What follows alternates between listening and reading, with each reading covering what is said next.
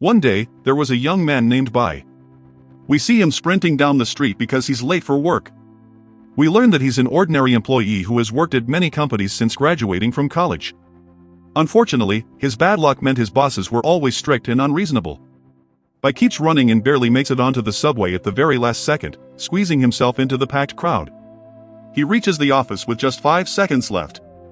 He lunges toward the fingerprint scanner and manages to clock in on time. But in his haste, he trips and falls flat on his face. Later, we see him sitting at his desk. Supposedly, he's working, but in reality, he's glued to his phone. He looks like he's considering a major life decision, but it turns out he's just deciding what to eat for lunch. He searches for discounted meal options but finds none, so he ends up eating whatever is available, feeling extremely irritated. After that, he starts playing his favorite game, becoming very excited. At that moment, his manager quietly walks in, trying to catch him slacking off, but Bai spots the manager's reflection in his coffee mug and quickly switches to a work-related tab. The manager stands behind him, attempting to catch him in the act. Every time the manager gets close, Bai manages to avoid his scrutiny. This continues until the workday finally ends. Bai grabs his bag and rushes toward the exit, but the manager blocks his path and asks whether the documents are finished. He demands that Bai send them over as soon as possible. Annoyed, Bai fires back, "Isn't the deadline next Wednesday? Why do I need to submit it now?" The manager shouts, questioning Bai's competence. Bai sarcastically responds, "Why should I finish early? Are you planning to die ahead of schedule or something?" Everyone nearby is stunned by Bai's attitude. The manager scolds him, saying, "How dare you talk to me like that?" Bai snaps back, "Didn't we agree on the final deadline? Why are you pressuring me now?" He unloads all his pent-up frustration onto the manager, leaving him completely speechless. The manager threatens to fire Bai, but Bai, unfazed, replies, "Go ahead, but don't forget my severance pay, or we'll settle this in court." He storms out only for it to be revealed that everything just happened in Bai's imagination. In reality, he quietly says, "Sure, I'll send it over right away." Bai sits back down at his desk and works late into the night to finish the remaining tasks. While alone in the office, Bai receives a strange message on his phone. It claims he has access to a massive fortune if he's willing to uncover it. He brushes it off as nonsense, but then a voice speaks, saying the system has been activated and his fortune will soon be transferred. Bai is stunned and has no idea what's happening or who's talking. Suddenly, his phone blows and pulls him inside. He wakes up lying on a bed as his friend Mayung shakes him awake. Shocked, Bai asks why Mayung is there. Mayung tells him to hurry because the deputy dean's lecture is about to begin. Bai looks around in disbelief and realizes he's back in his college dorm, surrounded by his roommates. They warn him that if he skips the lecture, he'll get into serious trouble. Bai begins to realize that he's been transported back to his past and is a student again. He wonders how to return to the present but decides to take advantage of this opportunity to change his life. At that moment, the system activates, displaying Bai's profile and personal information. Startled, Bai asks who it is. The system introduces itself as his virtual assistant, created to help him achieve the wealth he has always dreamed of. The system informs Bai that his current fortune is 50,000 yuan. Overjoyed, Bai can hardly believe it, as he's never had that much money in his life. The system explains the rules and terms, which Bai accepts without hesitation, declaring that he's ready to become rich.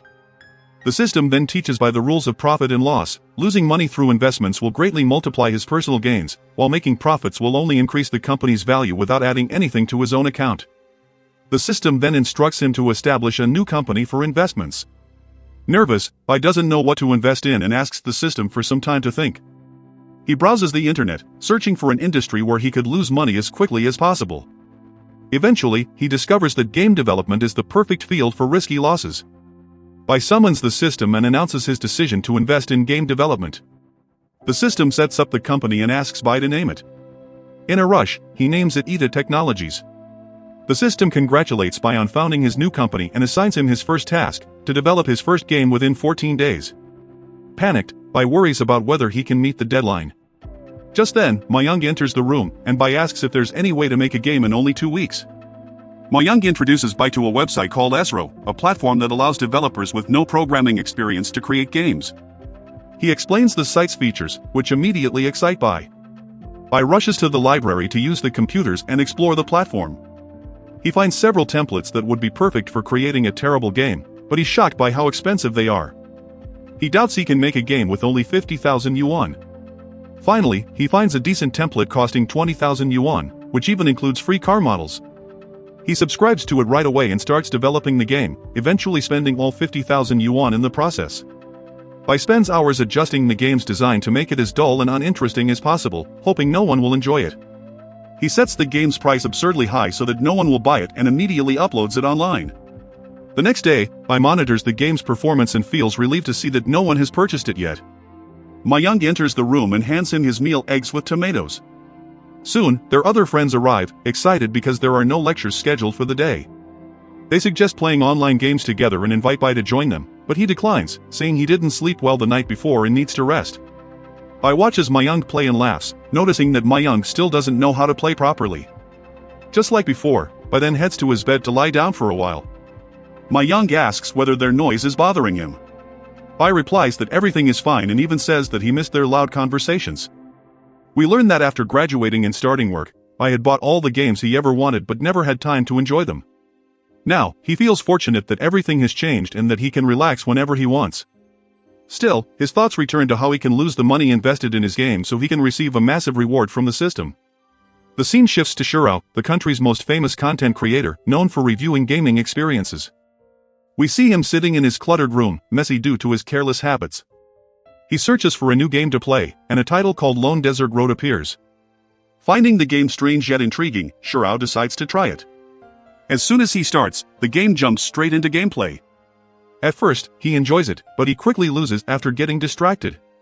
Determined to win, Shurao grabs his controller and plays with renewed enthusiasm. However, after hours of gameplay, he loses repeatedly due to overwhelming boredom.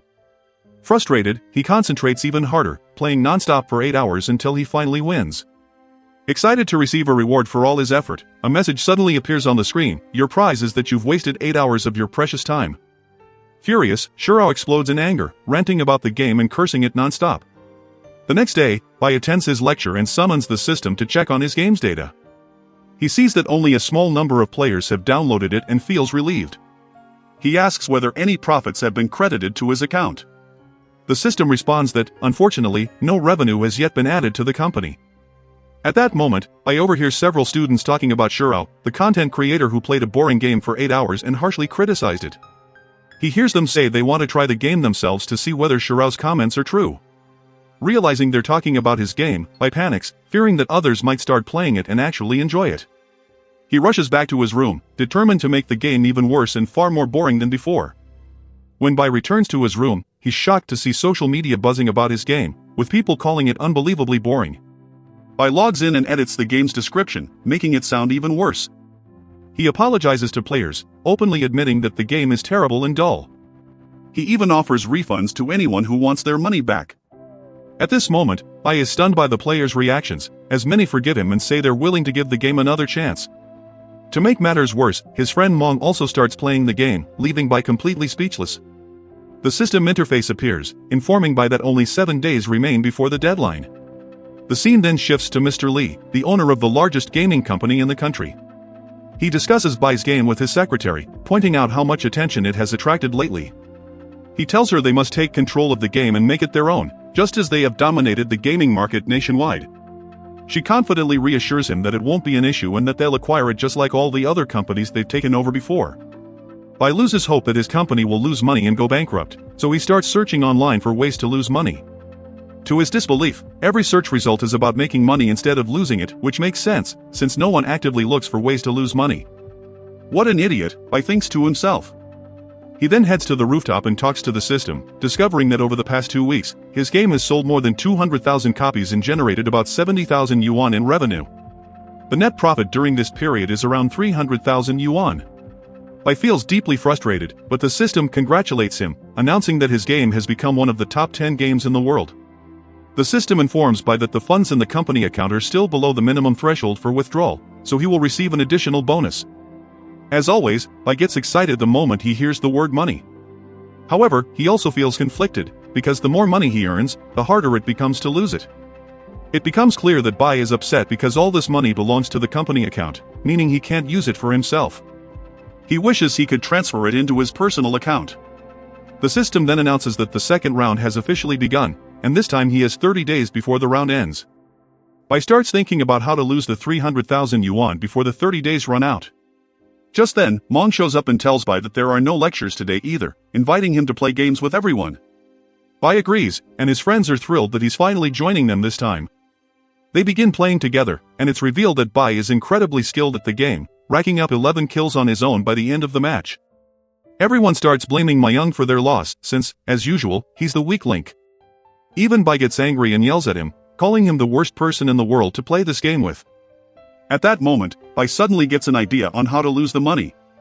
Bai tells Mong that he needs someone like him to complete his mission. Mong is confused, unsure whether Bai is praising him or insulting him. Bai starts sticking close to Mong all the time, and his strange behavior makes Mong uneasy. Bai explains that he's developing a new game. Mong is surprised and asks if Bai got the inspiration from the popular game everyone's been talking about lately. Bai brushes off the question, saying it doesn't matter. What matters is that he needs Mong's help to develop the new game. Mayung responds that they're best friends and all, but making a new game requires a lot of money, and both of them are basically broke. Bai then reveals that he has already developed a game and made a lot of money from it. Mong asks how much money he has now. Bai calmly replies that he has around 300,000 yuan. Mong is completely shocked and collapses to the floor, asking what kind of game could make that much money. Bai tells him it's Lone Desert Road. Mong freezes in disbelief and shouts, "You're the creator of that ridiculous game?" He keeps praising Bai non-stop until Bai finally gets annoyed and tells him to stop. Bai reassures Mong not to worry if the new game fails, telling him that he's completely fine with that outcome. He also makes Mayung promise to keep everything a secret, and Mong agrees before heading straight to the library. Later, Mong returns to Bai's room carrying a huge stack of books, saying they need to study thoroughly to create their new game. Bai tells him they're only making a simple game, so there's no need for all those books or even learning how to code. Using the SRO website would be more than enough. Mong insists that he wants to study seriously, saying he needs to live up to the responsibility and create the best game possible. That night, Mong opens one of the books but falls asleep almost instantly after glancing at the first page. Bai feels secretly delighted by Mong's careless attitude, believing it will definitely help him lose all the money this time.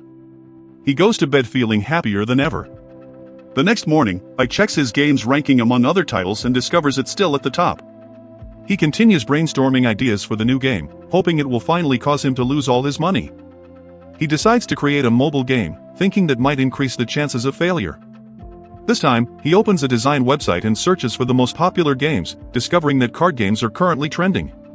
He studies several of them to understand their concepts and eventually comes across an extremely successful title. He decides to poorly imitate it, ensuring the game will fail and drain all his money. Bai jumps out of bed to start working on the project, feeling unusually excited. Mayung has no idea what Bai is up to, so Bai explains that he's investing all his money to create the greatest card game in history. Mayung asks what his role will be in this plan. Bai takes him out to eat and tells him that his job is to write a story similar to the Tale of the Three Kingdoms. Mayung is shocked and questions whether Bai is serious, pointing out that this could easily anger fans of the original story. Inside, Bai thinks that's exactly what he wants, but outwardly he tells Mong that all great inventions were doubted at first, and that they must bravely forge a new path. Mong agrees but admits he's never even heard of the Tale of the Three Kingdoms, so he has no idea how to imitate it. Bai is thrilled, convinced that Mong is guaranteed to mess it up. He tells Mong that this is perfect, since it allows him to be creative without being influenced by the original work. Encouraged, Mayung starts sharing his ideas for the story, which are completely off the mark. Bai is overjoyed and praises him, calling him a genius. The scene shifts to Mr. Lee sitting in his car. His assistant reports that the game The Tale of the Three Kingdoms is steadily losing players. After analyzing the data, the assistant determines that the issue lies in the extremely low drop rate for rare cards. Mr. Lee dismisses the concern, saying, "The lower the drop rate, the more exciting the game becomes for players." He orders the assistant to leave the game exactly as it is. Enraged, Mr. Lee suddenly loses his temper and fires the assistant on the spot. We return to Bai and Mong, where Mayung continues to come up with clever ideas that could make their game successful. However, Bai rejects every single one, since his goal is for the game to fail so the company can lose money. Bai provides convincing arguments for turning down these ideas, and the two end up arguing so intensely on a boat that the captain accidentally falls into the river. They begin officially working on the game, starting with the card designs. They decide to hire an artist to illustrate the cards and conduct an online interview. Everything is quickly settled, including the payment. We see Bai deliberately paying the employees more than they ask for in order to maximize the company's losses. Bai enthusiastically encourages the artist responsible for the cards, making him extremely excited. The meeting ends on a very positive note. Bai tells Mong that he'll be responsible for receiving the artwork from the artist. Mong, who finds the artist rather arrogant, reassures Bai by saying, "Leave it to me." He secretly plans to put the artist in his place. Meanwhile, Bai relaxes on the balcony, convinced that the company is doomed now that an introverted artist is drawing the cards and the person supervising him is lazy and unreliable. Everything is bound to collapse. Bai then works on designing the game on his laptop, intentionally using the worst visuals and the most expensive resources possible. At the same time, we see the artist Ruan gathering his team to begin working on the requested designs. Ruan is extremely excited, and they start reviewing the story requirements, only to find them bizarre and completely illogical. One of the team members suspects that Bai might be scamming them. Ruan reassures everyone, saying it can't be a scam since Bai has already paid them in advance. Ruan encourages his team, calling this a once-in-a-lifetime opportunity they must seize if they want to become famous artists in the future. Fired up by his words, the team becomes highly motivated and immediately gets to work. They labor non-stop for several days, driven by passion and barely taking any breaks, until they complete the project to perfection. The finished designs are sent to Mong, who is left in awe by Ruan's outstanding work. Mong informs Bai, who is still asleep. Bai groggily responds, "Just let me sleep. Handle it yourself and publish the game." Mong reminds him that the game doesn't even have a name yet. Bai replies lazily, "Just call it Ghost General or whatever. Anything's fine." The next morning, Bai wakes up after his friends have already gone to their lectures. Mong tells him that he tested Ghost General twice and didn't find any bugs, asking if they can publish it now. Bai casually replies, "Don't worry. We'll definitely release it today." The following day, we see the group playing games in the room. As usual, Mong loses, and the others start hitting him as punishment. Mong protests, saying he was completely focused but got distracted when an investor called, which caused him to lose. Just then, Bai storms into the room looking furious.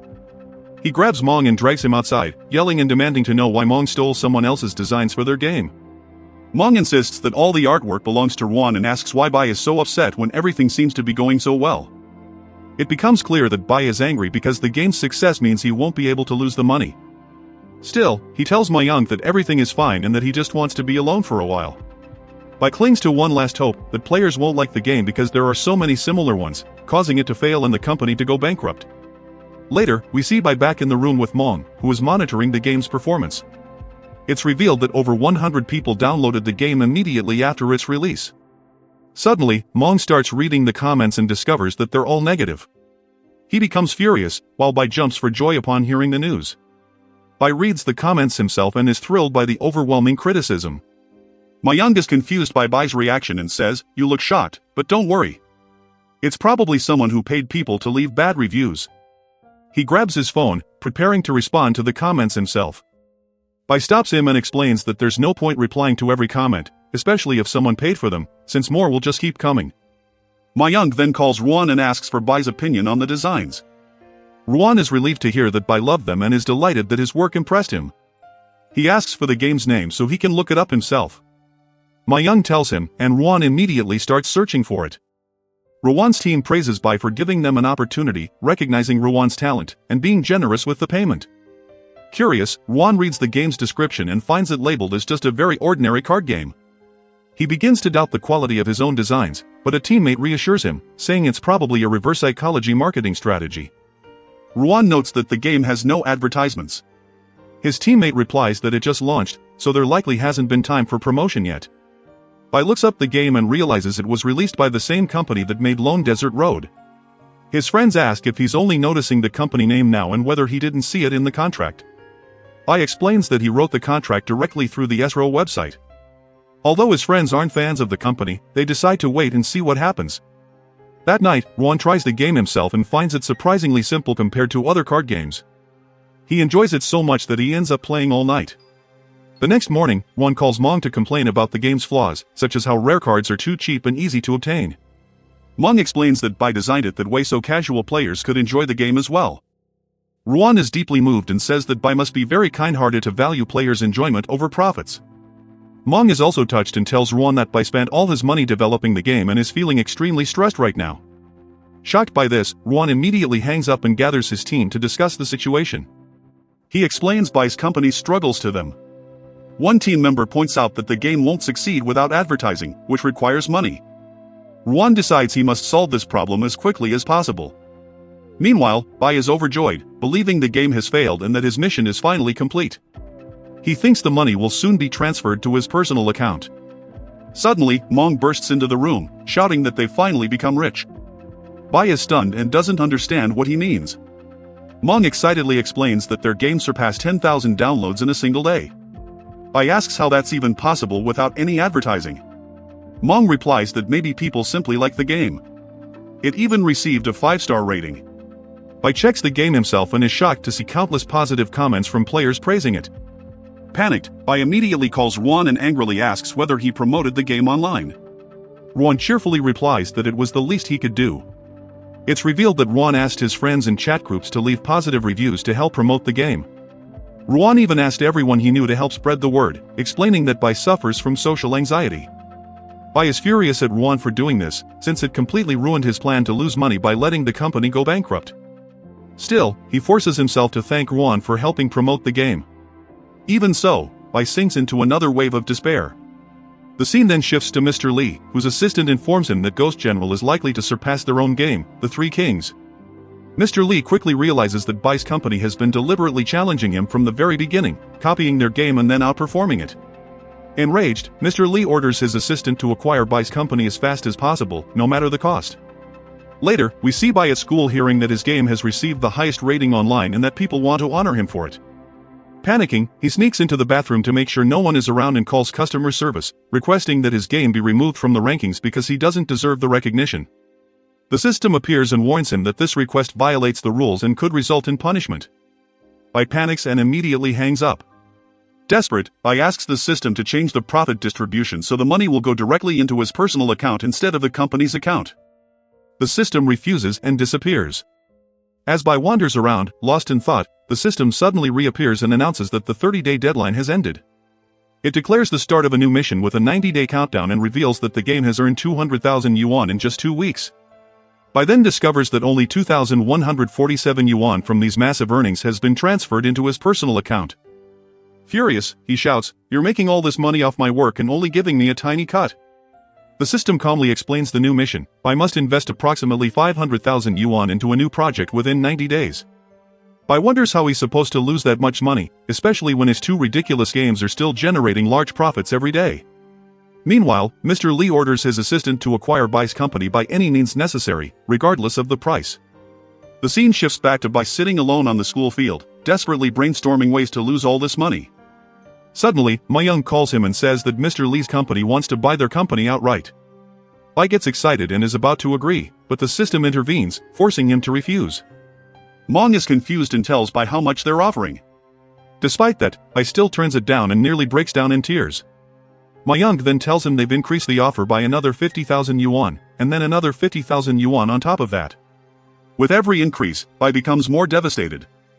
Finally, Mayung says that Mr. Lee's company is willing to invest directly into Bai's company instead. Bai rejects that as well, saying they already have more than enough money, and even offers to invest in Mr. Lee's company instead. When Mr. Lee hears about Bai rejecting every offer, he flies into a rage. He mistakenly believes Bai is trying to take over his company, especially after offering to invest in it. Feeling humiliated and insulted, Mr. Lee swears to destroy Bai completely. Later, Bai takes Mong out to an upscale restaurant to celebrate their earnings, but it's obvious that Bai is deeply unhappy. Mong asks why he looks so miserable despite all the money they've made. Inside, Bai thinks about how his own salary as CEO is only 1,000 yuan, while Mong, just an assistant, earns 3,000 yuan. What exactly is there to celebrate? Mong tries to cheer him up by ordering food, but when the bill arrives, Mong is horrified to realize he doesn't have enough money to pay.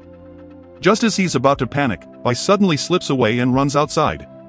Bai calls the system and asks it to cover their daily expenses. The system agrees, so Bai reassures Mong, who's practically glued to his chair, that he can eat as much as he wants. Later on, Bai watches a news segment on television about technology and innovation.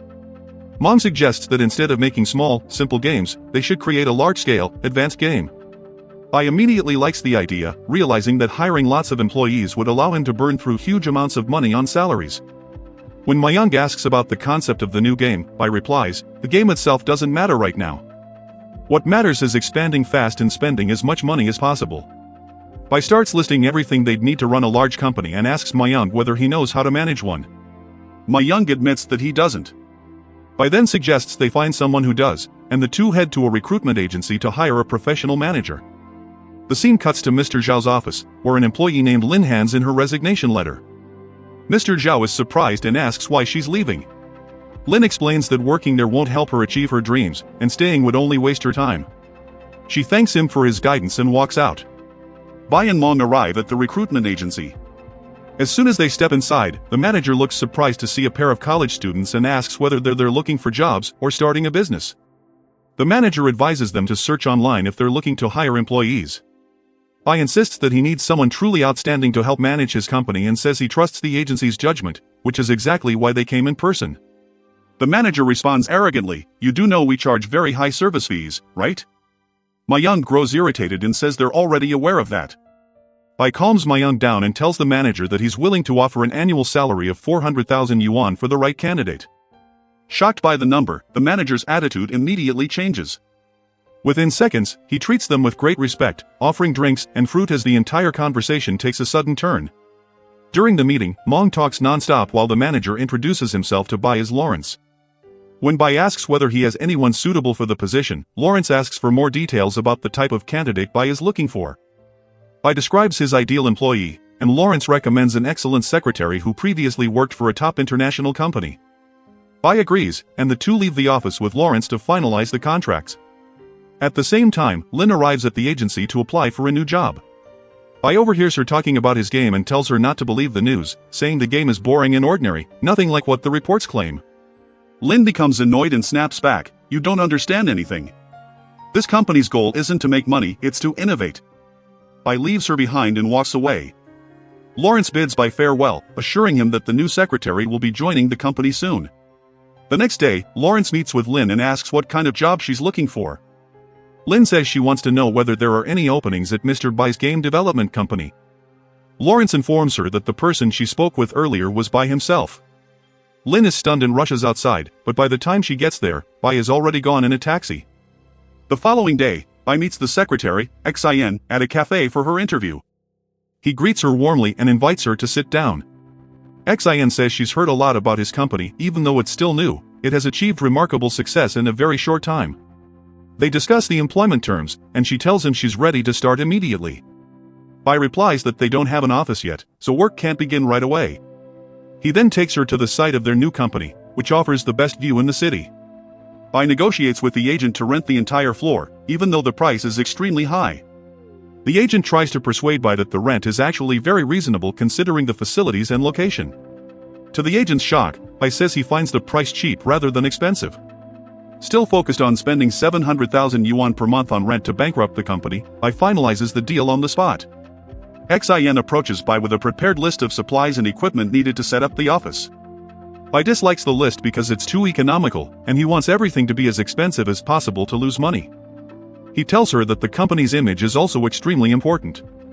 She asks about the budget allocated for office supplies, and Bai tells her it's 800,000 yuan. Xin responds that this is very generous and more than enough to cover office needs. Bai reassures her that the cost doesn't matter, what matters is the company's appearance. Bai then lists the furniture and facilities they need, focusing heavily on employee comfort and benefits. Xin is surprised and tells him he's very thoughtful toward his employees, though she notices he hasn't mentioned anything about his own office. Xin proceeds to arrange Bai's office as well, including a spacious room where he can rest whenever he wants. She also presents him with a report detailing the staff needed to run the company. They agree that Bai will personally select the game development team, while Xin will handle hiring the remaining staff. Xin then tells Bai that he needs to improve his appearance now that he's the head of a major company. Bai happily agrees, seeing it as yet another perfect opportunity to spend even more money. Bai continues thinking of ways to spend money and drive the company into bankruptcy. Suddenly, he remembers another failure in life, someone similar to Mong, and decides to hire him immediately. Bai heads to the shop where Bao lives and asks the staff about him. They tell Bai that Bao is in the back room. Bao turns out to be a second-year college student whose only real skill is playing video games. He was expelled from university after repeatedly failing his courses and later worked at an internet cafe for 3 years. Bai meets Bao and tries to persuade him to join the company. Bao asks if the job is managing an internet cafe, but Bai explains that he wants him to work as a game designer. Bao is skeptical and thinks Bai is joking, but Bai reassures him and even hands him an advance on his salary. Bao immediately starts taking the offer seriously. Bai promises him a high-end computer with dual monitors at the office, where he can play any game he wants. Bao then admits that he doesn't actually know how to design games. Bai calmly responds, "Don't worry, man. No one's more qualified for this job than you. Or are you satisfied with your current life?" Bai continues encouraging him until Bao finally agrees to join the company. Bai leaves in high spirits, knowing he's just spent another large sum of money. Only 2 weeks have passed, and he's convinced that hiring such an unqualified employee will surely lead to the company's collapse. The next morning, Bai arrives late for the interviews to hire new staff. When he gets there, he sees a man nervously waiting his turn. Bai asks, "Are you here for the interview?" The man replies, "Yes." "And you?" Bai doesn't answer, which only makes the man more anxious. At that moment, the man's current boss approaches rudely and demands to know what he's doing there. The boss mocks him, saying, "This company has high standards. There's no way you'll get accepted." The man explains that he's on his lunch break and just stopping by. The boss sneers, "You even have time for lunch? Get back to work." Bai watches the exchange and enters the elevator with the man. Bai asks, "Is that your co-worker?" The man replies, "No, he's my boss, the lead designer at my company." He then whispers, "I can't believe my boss secretly applied for a job here too." Bai reassures him, saying, "Don't worry. There's no chance we'll hire him." The man looks confused and asks, "If you won't hire someone with such an impressive resume, then who will you hire, me?" Once inside the company, the receptionist greets Bai warmly, shocking the man when he realizes Bai is actually the owner. During the interview, the man suddenly tries to leave. Bai asks why, and the man responds nervously, "You're hiring me? Seriously?" Bai confirms, "Of course. Now tell me, what salary are you expecting?" The man hesitantly asks for 2,000 yuan per month. Bai laughs and says, "That won't work. Let's do the math. You spend 1,000 yuan on rent, 800 on food, plus clothes and transportation. Your minimum monthly expenses are at least 3,000 yuan, so your salary should be 4,000. The man is overjoyed and swears to devote himself completely to the company. Bai agrees and tells him to start after submitting his resignation.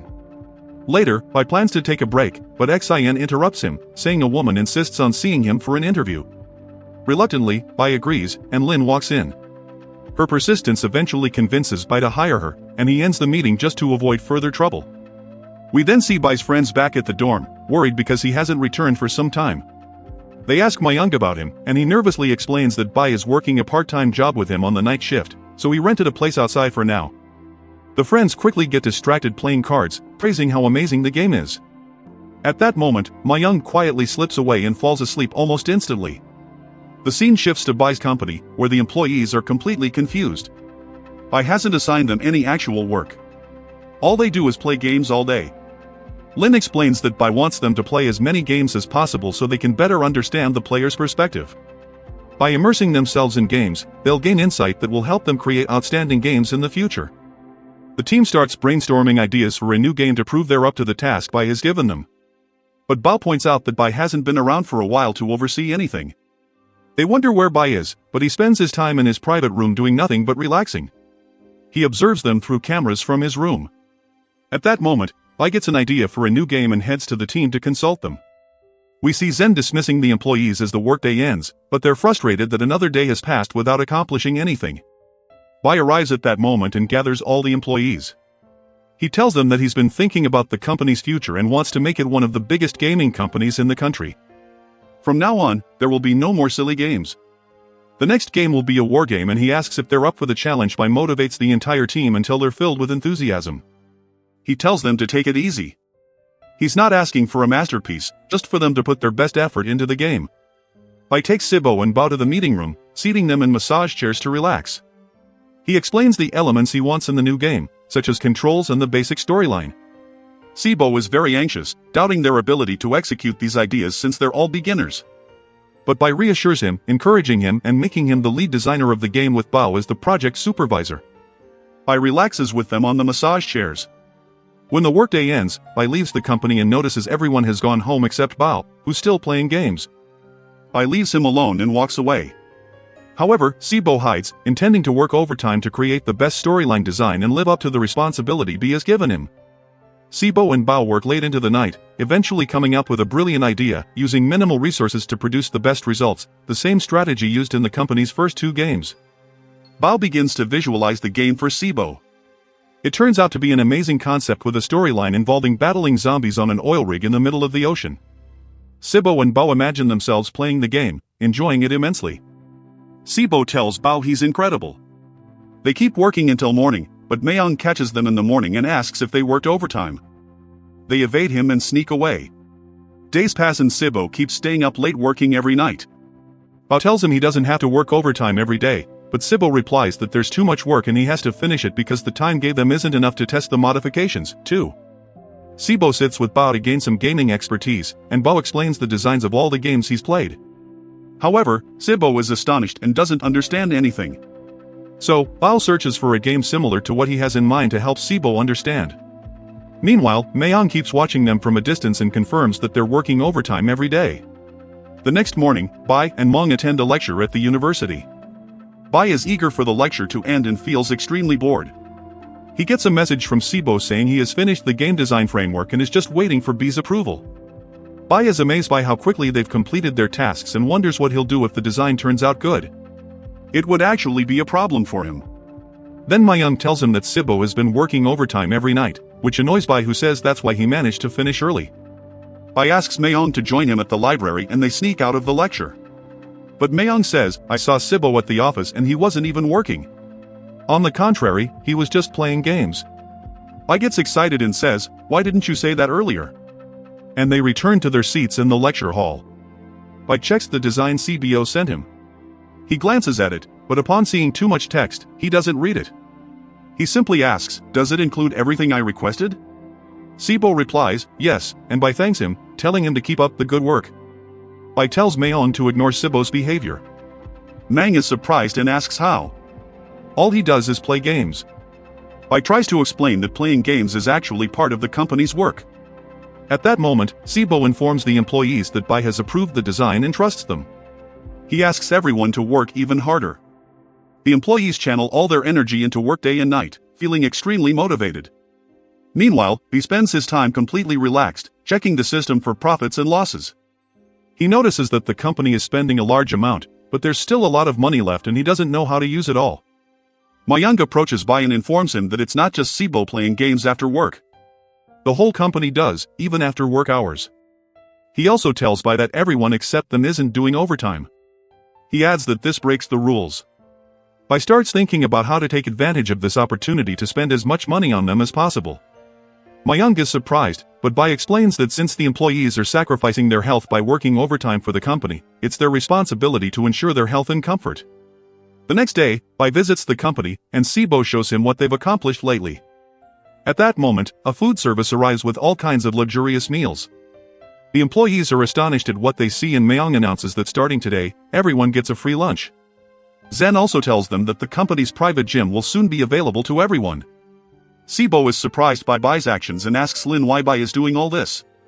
Lin replies that Bai is a kind boss, the kind you only find in stories. Sibo responds that Bai gives them amazing benefits, which must mean he wants them to work even harder even though he's banned overtime. The team decides to secretly work overtime to surprise Bai, but they're surprised themselves when they receive a pay raise for the overtime they worked. Lin tries to reject the extra pay on behalf of the employees, but Bai convinces her as usual. She informs everyone that Bai refused to take back the extra money. Bai continues thinking about how to spend even more money.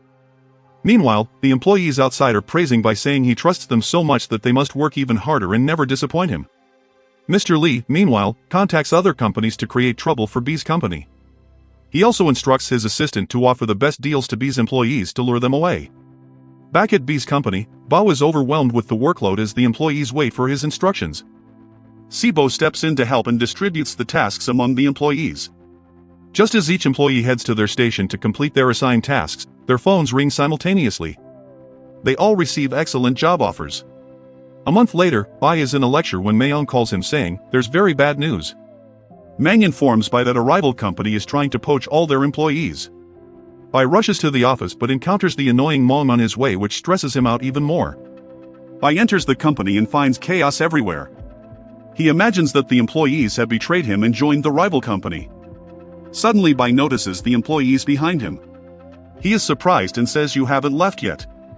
They reply, "Leave. Where would we go? Work hours haven't even ended yet."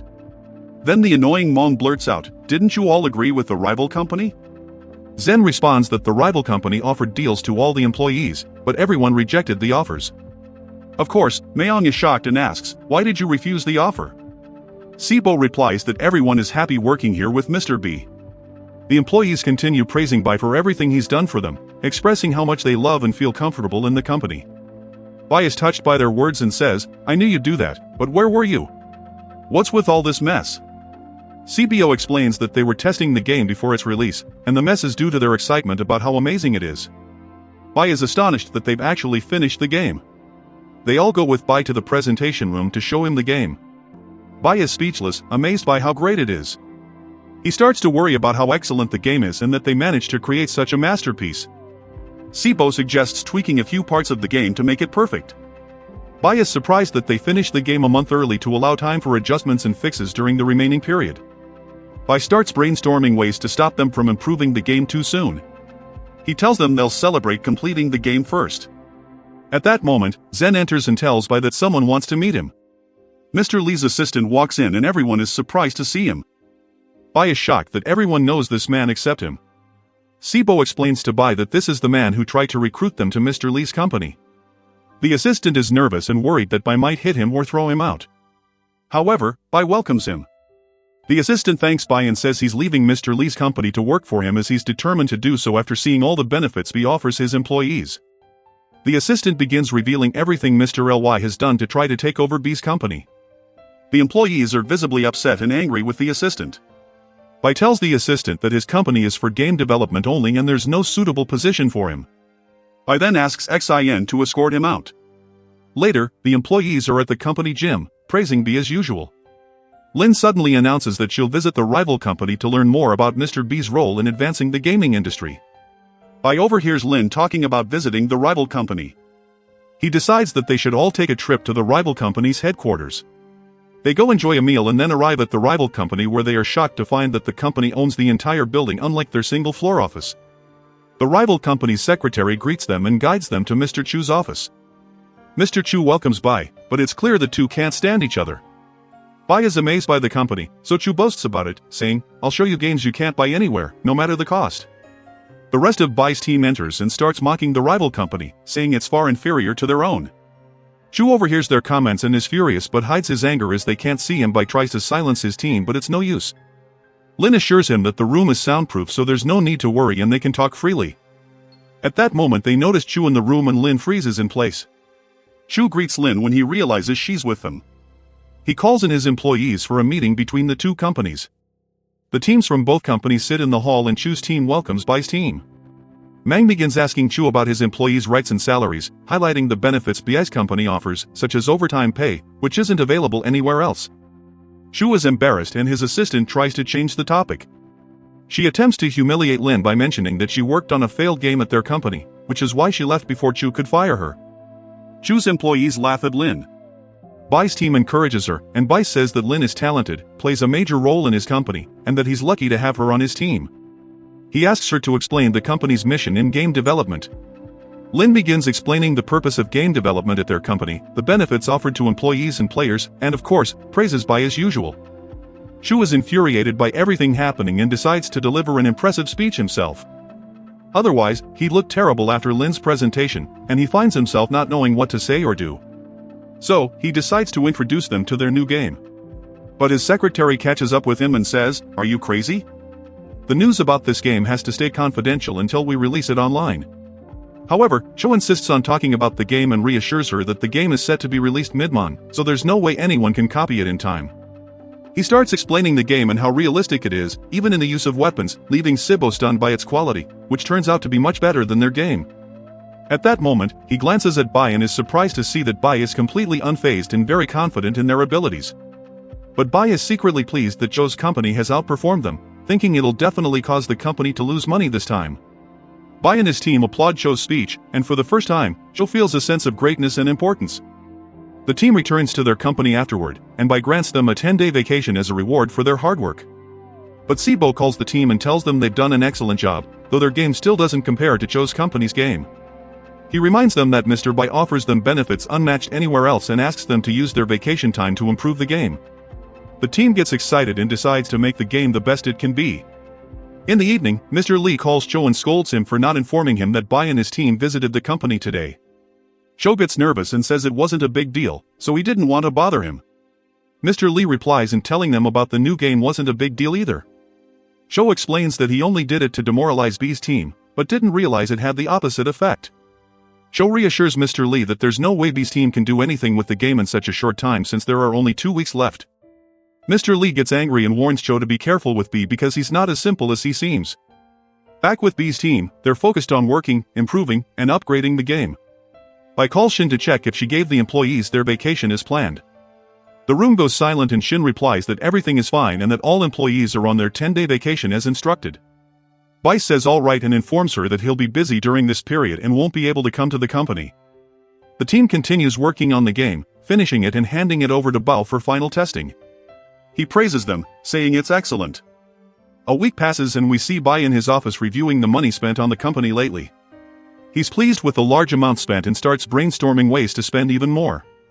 He calls Shun and says he wants to arrange entertainment for the team, booking a cinema for them to watch a movie and spends more money.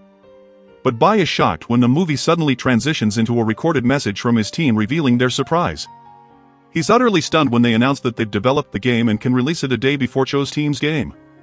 In shock, Bai jumps from his seat, exclaiming that they can't release the game before theirs. The team is puzzled and asks him why, but he can't give an answer. Then the system appears and reminds him he'll receive a penalty if he delays the game's release. Bai, extremely frustrated, holds back his anger and tells them, we should celebrate properly before releasing the game. The team is overjoyed and Bai organizes an impressive feast for them. Everyone is thrilled. Bai asks Shin, didn't you give them a 10-day vacation? How did they finish all this work?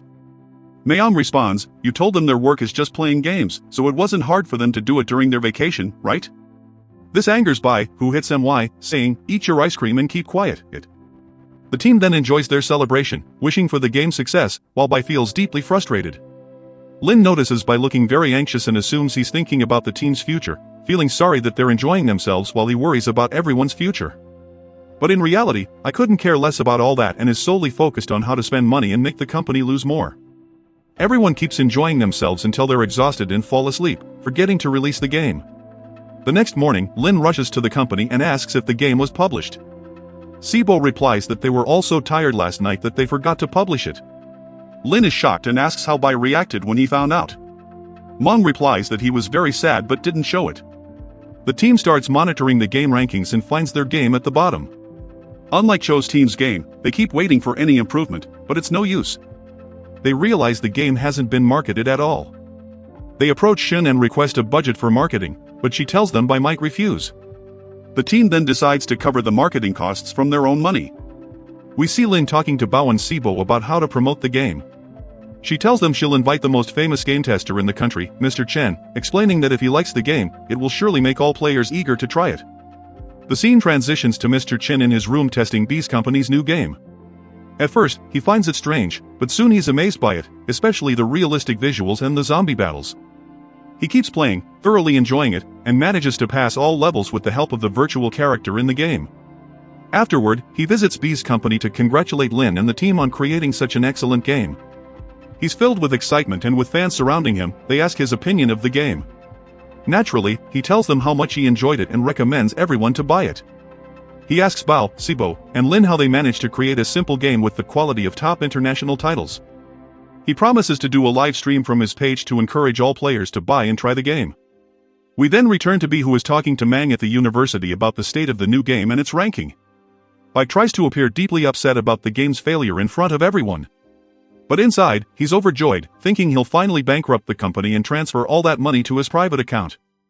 But poor Bai doesn't get to celebrate for long. He's shocked when Mong tells him that things have been going well for the past 2 days and that the game's ratings have finally started to improve. Bai quickly rushes to the company to understand what's happening.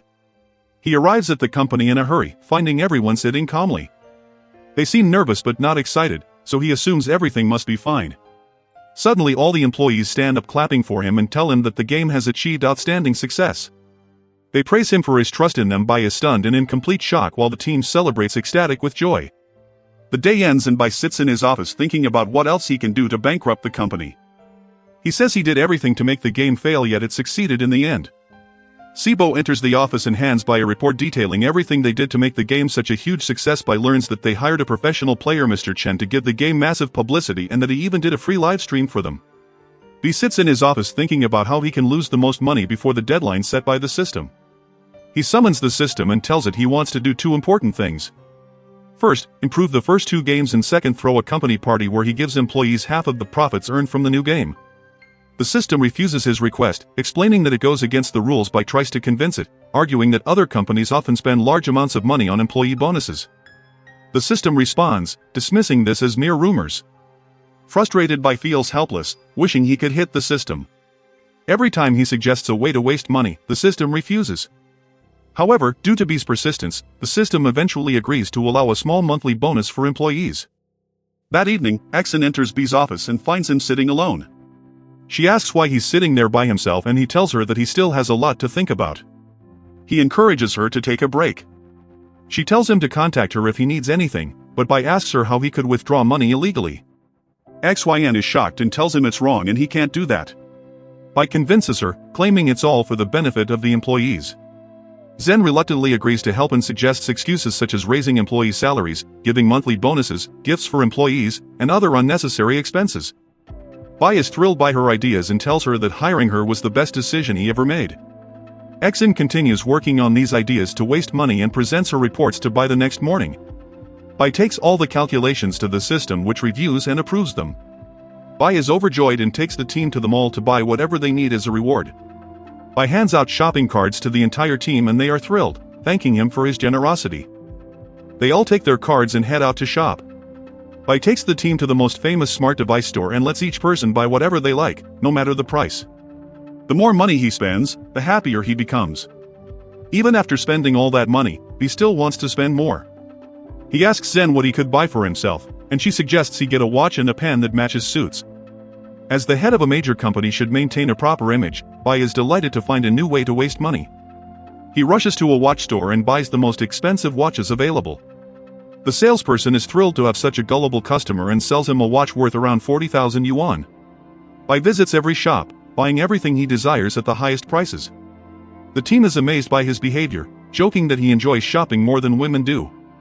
As usual, Lin defends him, saying that Bai is doing all this not for himself, but for the company. She adds that he hasn't even exceeded their allowable budget yet. At this moment, the 90-day deadline for the mission ends. The system displays the results to Bai, and he is ecstatic that he managed to lose an impressive amount of money this time. Bai gathers the team and tells them to meet at the company in an hour for some important decisions he needs to announce.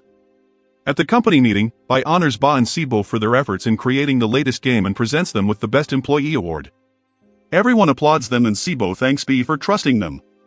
But the team is shocked when Bai suddenly announces Sibo's dismissal from the company. Sibo asks why and Bai explains that he's doing it to help Sibo achieve his dream. He hands him about 1 million yuan to start his own project. Sibo is overjoyed and faints from sheer happiness. Next, Bai turns to Bao and grants him an open-ended vacation with a fixed salary.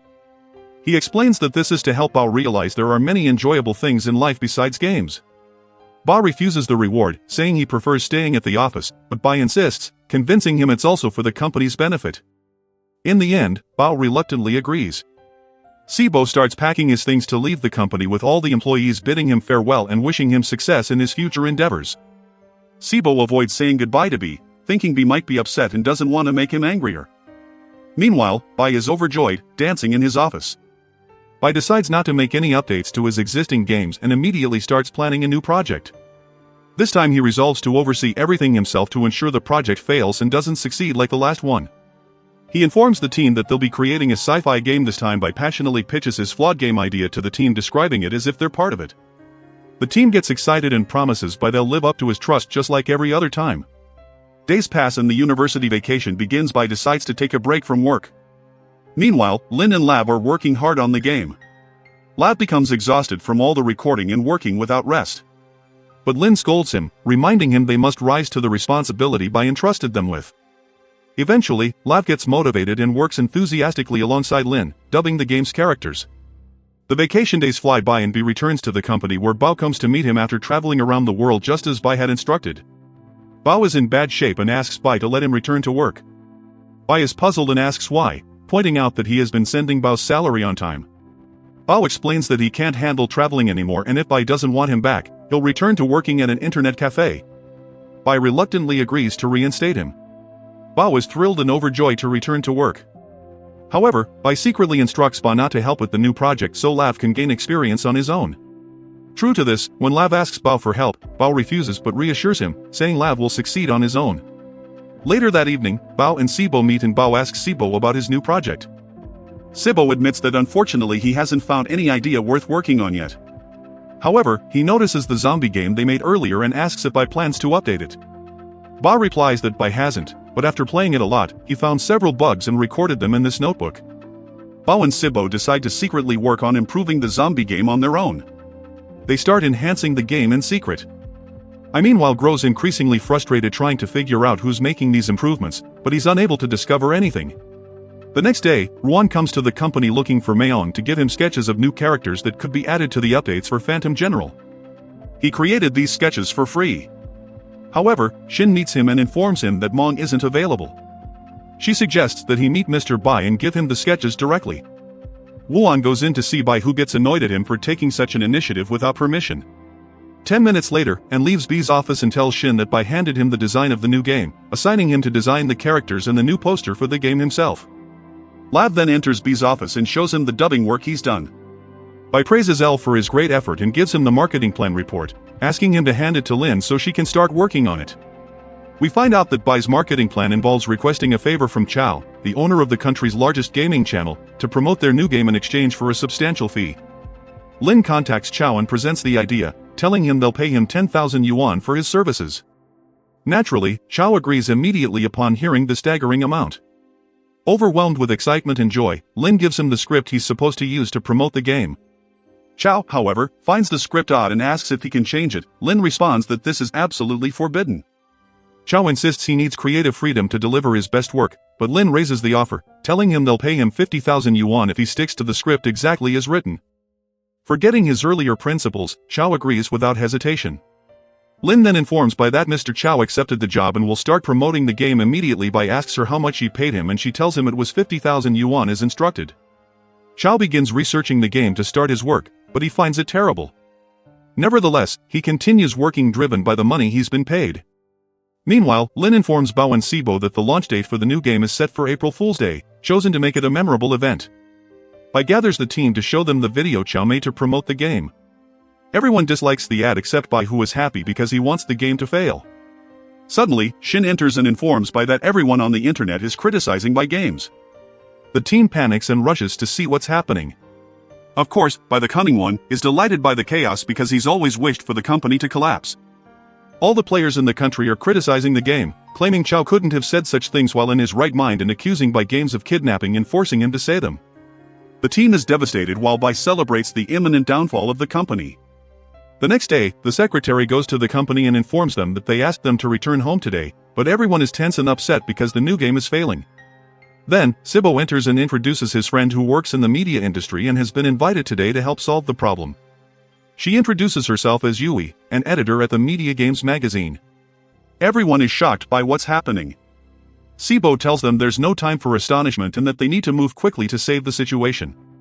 The team becomes excited and starts the live broadcast to explain the game to the players on the Media Game magazine channel.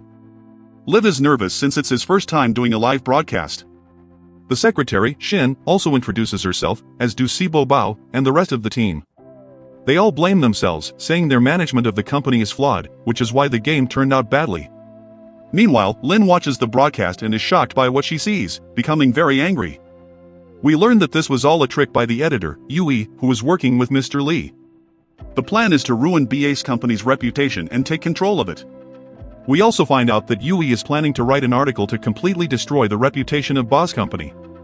At that moment, Lin goes to confront the editor, Yui, about the lies she's spreading about Mr. Lee's company. As soon as the magazine's director sees Lin, he becomes afraid because her father's companies are among the largest and most influential in the country. He orders UI to solve the problem quickly, or else Yui's magazine will be destroyed through her father's companies, which actually fund them. UI then goes to conduct an interview with BA directly to resolve the issue. They have a press meeting discussing BA's company and their amazing games, which are focused solely on player enjoyment. UI records the interview and publishes it online, improving the company's reputation to the highest level. Even viewers see the employees talking about BA and how kindly they are treated. BA is surprised when Mr. Chow also does a live broadcast on his page supporting BA's company, telling players how great the company is, caring more about player enjoyment and awareness than financial gains from the games. We see that all comments about BA's company and games become positive, and even the number of game downloads is increasing continuously. The company's sales reach their peak and all the employees celebrate. But as usual, BA is shocked and saddened because he couldn't bankrupt the company again. While on his way home, he gets a call from Mr. Bay, who tells him that he managed to escape this time, but won't tolerate him next time. Ba is puzzled by what's happening and who Mr. Lee is, but he is happy that someone finally wants his company to fail like he does.